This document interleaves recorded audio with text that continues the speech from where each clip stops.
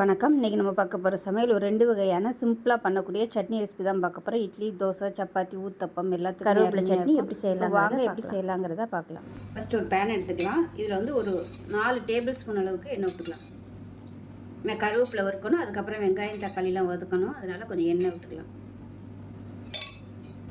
எண்ணெய் நல்லா சூடானதும் மெஷரிங் கப்பில் 1 கப் அளவுக்கு கழுவி காய வச்ச கருவேப்பிலை எடுத்துக்கலாம். கருவேப்பிலை சட்னி செய்யும்போது ரொம்ப இலை வந்து காஞ்சி இருக்கக்கூடாது. காஞ்சி இருந்துச்சுன்னா டேஸ்ட் வந்து மாறுபடும். இப்போ இதில் 2 டேபிள் ஸ்பூன் அளவுக்கு உளுந்து சேர்த்துக்கலாம்.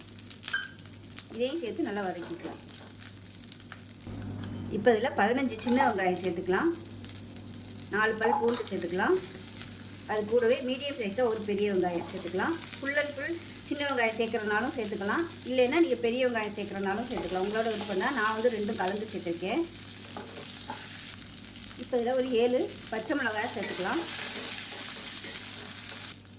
இப்போ இது கூடவே தேவையான அளவுக்கு உப்பு சேர்த்துக்கலாம். ஒரு 1/4 டேபிள் ஸ்பூன் அளவுக்கு கல் உப்பு சேர்த்துருக்கேன். இப்போ பாருங்கள், வெங்காயம் எல்லாம் ஓரளவுக்கு நல்லா வதங்க ஆரம்பிச்சிருச்சு. இதில் சும்மா ஒரு கைப்பிடி அளவுக்கு கொத்தமல்லி இலை சேர்த்துக்கலாம். மீடியம் சைஸாக 2 தக்காளி கட் பண்ணதை சேர்த்துக்கலாம். இதையும் சேர்த்து தக்காளி நல்லா மசிஞ்சு வர அளவுக்கு வதக்கி விட்டுக்கலாம். இப்போ இதில் சின்ன சுண்டைக்காய் சைஸுக்கு புளி சேர்த்துக்கலாம். இப்போ பாருங்கள், தக்காளி நல்லா வதங்கிடுச்சு. இப்போ இதில் ஒரு 3 டேபிள் ஸ்பூன் அளவுக்கு துருவன தேங்காய் சேர்த்துக்கலாம். இது வந்து ஆப்ஷனல் தான். தேங்காய் சேர்க்காமே இந்த சட்னி செய்யலாம், சேர்த்திங்கனாலும் நல்லாயிருக்கும். ரெண்டுமே ஒவ்வொரு டேஸ்ட்டு கொடுக்கும். இப்போ சூட்லேயே நல்லா பிரட்டி விட்டுட்டு கேஸ் அமர்த்திடலாம். ஆற விட்டுட்டு நல்லா அரைச்சிட்டு பார்க்கலாம். இப்போ பாருங்கள், சட்னி நல்லா நைஸாக அரைச்சாச்சு. இது ஒரு பவுலுக்கு மாற்றிக்கலாம். இந்த சட்னி தண்ணியாகவும் வச்சுக்கலாம், கெட்டியாகவும் வச்சுக்கலாம். இப்போ மிக்சியை அலசிட்டு இந்த தண்ணியை வந்து சேர்த்துக்கிறேன்.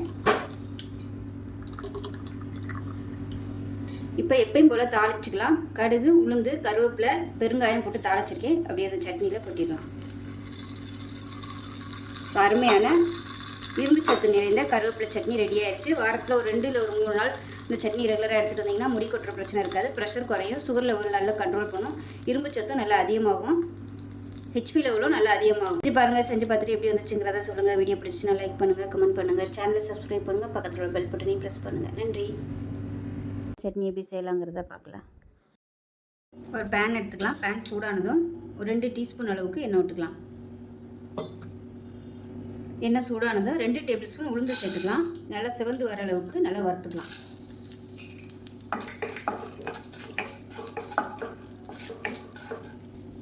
இப்போ பாருங்கள், இது நல்லா சிவந்து வந்துருச்சு. இது வந்து வேறு பிளேட்டுக்கு மாற்றிக்கலாம் எல்லாத்தையும். இப்போ அதே கடாயில் அதே எண்ணெயில் ஒரு 2 பல் பூண்டு சேர்த்துக்கலாம். சின்னதாக 2 துண்டு இஞ்சி, ஒரு 10 சின்ன வெங்காயம் சேர்த்துக்கலாம். இதை சேர்த்து நல்லா வதக்கிக்கலாம். ஃபஸ்ட்டு இது கூடவே 2 பச்சை மிளகாயை உடச்சிட்டு சேர்த்துக்கலாம். ஒரு 2 வரமிளகாய் சேர்த்துக்கலாம்.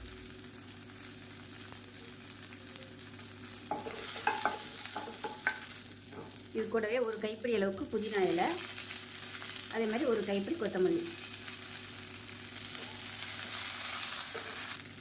இப்போ நல்லா வதங்கிடுச்சு. இப்போ மெஷரிங் கப்பில் ஒரு 1/2 கப் அளவுக்கு துருவன தேங்காய் சேர்த்துக்கலாம். இப்போ கேஸ் அமர்த்திடலாம். அந்த சூட்லேயே வந்து நம்ம தேங்காயை வறுத்து விட்டுக்கலாம். இதோடவே ஒரு டீஸ்பூன் பெருங்காயம் சேர்த்துக்கலாம். இப்போ இந்த சட்னிக்கு தேவையான உப்பு இது எல்லாத்தையுமே மிக்ஸ் பண்ணி விட்டுக்கலாம்.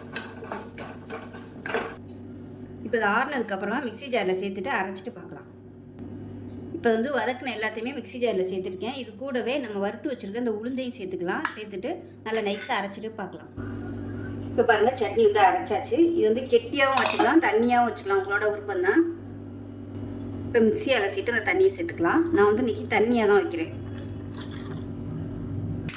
இப்போ கடுகு, உளுந்து, ஒரே ஒரு வரமிளகாய், கருவேப்பிலை போட்டு தாளிச்சதை அதோட சேர்த்துக்கலாம்.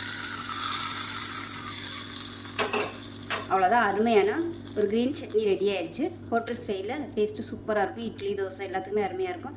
செஞ்சு பாருங்கள். செஞ்சு பார்த்துட்டு எப்படி இருந்துச்சுங்கிறத சொல்லுங்கள். வீடியோ பிடிச்சிச்சுன்னா லைக் பண்ணுங்கள், கமெண்ட் பண்ணுங்கள், சேனலை சப்ஸ்கிரைப் பண்ணுங்கள், பக்கத்தில் உள்ள பெல் பட்டனையும் ப்ரெஸ் பண்ணுங்கள். நன்றி.